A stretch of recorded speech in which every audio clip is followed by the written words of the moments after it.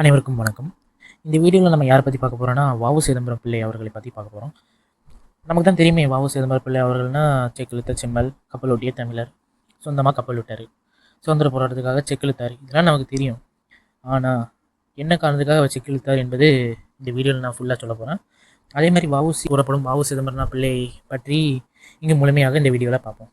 முதல்ல பார்த்தீங்கன்னா வ.உ. சிதம்பரம் பிள்ளையோட முழு பெயர் வள்ளியப்பன் உலகநாதன் சிதம்பரம் பிள்ளை அவர்கள். இது அவங்களோட முழு பேர். அதே மாதிரி அவர் என்னைக்கு பிறந்தார் அப்படி பார்த்தீங்கன்னா செப்டம்பர் 5, 1872. அதாவது நம்ம ஆசிரியர் தினம் என்று சர்வப்பள்ளி ராதாகிருஷ்ணன் பிறந்த தினத்தை கொண்டாடுற அதே நாளில் தான் இவரும் பிறந்திருக்கார்.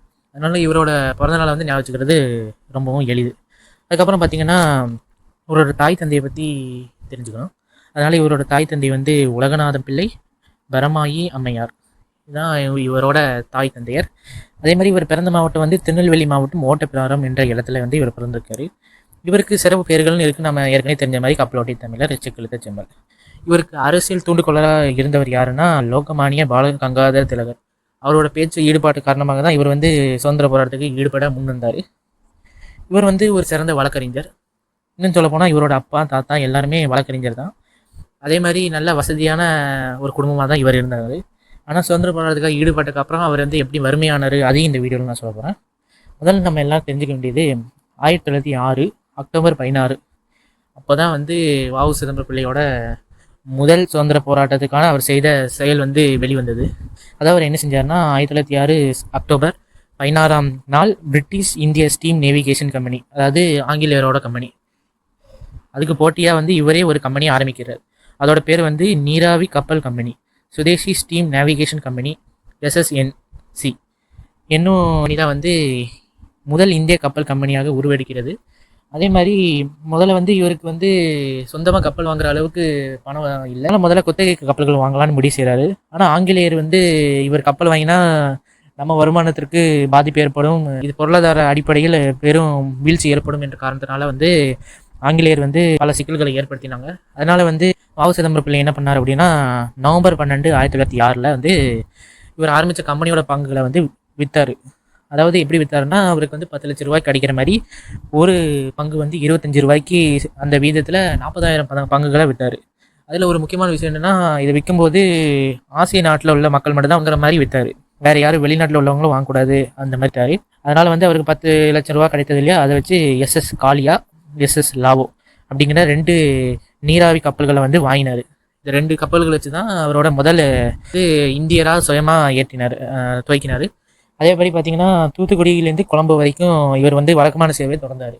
அதாவது அவர் வந்து தூத்துக்குடி மாவட்டம் வந்து அவருக்கு பக்கம் ஊரில் இல்லையா, அதனால் வந்து இவர் வந்து தூத்துக்குடியிலேருந்து கொழம்பு இடையில வந்து வழக்கமான சேவையை தொடங்க விட்டார். இதை பார்த்து பயப்பட்ட ஆங்கிலேயர் வந்து இவரோட கம்பெனியை எப்படியாவது வீழ்ச்சி கொண்டு வரணுக்காக பல சூழ்ச்சிகள் கையாளுறாங்க. கடைசியில் வந்து வ.உ.சியின் இந்த கப்பல் கம்பெனி என்பது திவாலாகும் விளம்பரக்கே சென்றது. இங்கே தான் நம்ம ஒரு முக்கியமான விஷயம் பார்க்கணும். ஆங்கிலேயர்கள் வந்து இவரை வந்து கப்பல் சுயமாக போட்டியாக உருவாக்கியதுக்காக சிறையில் அடைக்கவில்லை.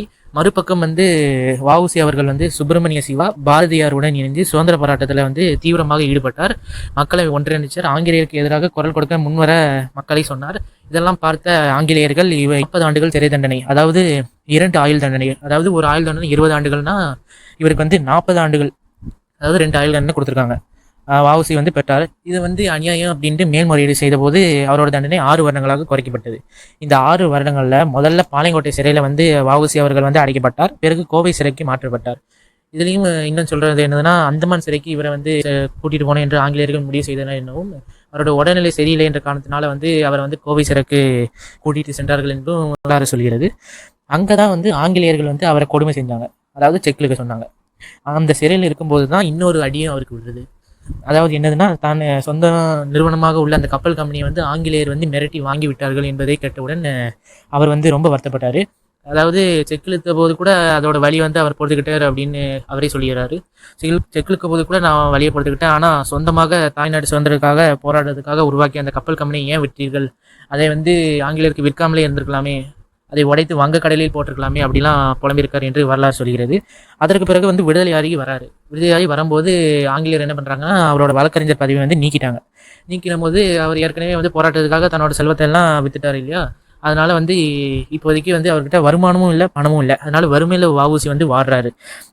அப்படி இருந்தால் கூட திருப்பி வந்து ஒரு மேல்முறையீடு செய்கிறாரு. அப்போது வந்து ஒரு நியாயமான நீதிபதியாக இருந்த ஜார்ஜ் வாலஸ் என்ற அந்த நீதிபதி இவருடைய திறமைக்காக இவருக்கு திருப்பி அந்த பட்டத்தை வாங்கி தந்தார். அதனால் வந்து வஉசி அவருக்கு நன்றி கடனாக என்ன செஞ்சார் என்றால் அவர் பையனுக்கு வாலேஸ்வரன் என்று பெயர் வைத்தார் என்றதும் வரலாறாக கூறப்படுகிறது. அதன் பிறகு அவருக்கு வயது முதிர்ந்து விட்டது. இருந்தாலும் அவ்வப்போது சுதந்திர போராட்டத்துக்கு மக்களை ஈடுபட வைத்தார். கடைசியாக 1936 நவம்பர் 18 வந்து உடல்நலம் சரியில்லாமல் காலமானார். ஆனால் வந்து நாமெல்லாம் படுற கஷ்டத்தை விட இவர் வந்து அந்த காலத்தில் சுதந்திரத்துக்காக இவ்வளோ கஷ்டப்பட்டார். ஆனால் வருத்தமான விஷயம் என்னன்னா, சுதந்திரத்தை பார்க்கறதுக்கு முன்னாடி அவர் உயிரை நீட்டினார் என்பதுதான் வருத்தமான செய்தி. இதுலேருந்து நம்ம என்ன தெரிஞ்சுக்கணும்னா, வஉசி போன்ற பல தலைவர்கள் வந்து நம்மளை ஆங்கிலேயரிடம் மீட்டு நமக்கு சுதந்திரம் கிடைக்கிறதுக்காக போராடி இருக்கோம். அந்த சுதந்திரத்தை நம்ம பாதுகாப்பாக பத்திரமாக பயன்படுத்த வேண்டும். இந்த மாதிரி தலைவர்கள் வந்து நமக்கு சொல்கிற வந்து கோரிக்கையாக இருக்கும். மேலும் வேறு என்ன தலைவர்கள் பற்றி கூற வேண்டும் என்பதை கமெண்டில் சொல்லுங்கள். பிடிச்சிருந்தா சப்ஸ்கிரைப் பண்ணி என்னை மோட்டிவேஷன் செய்யுங்கள்.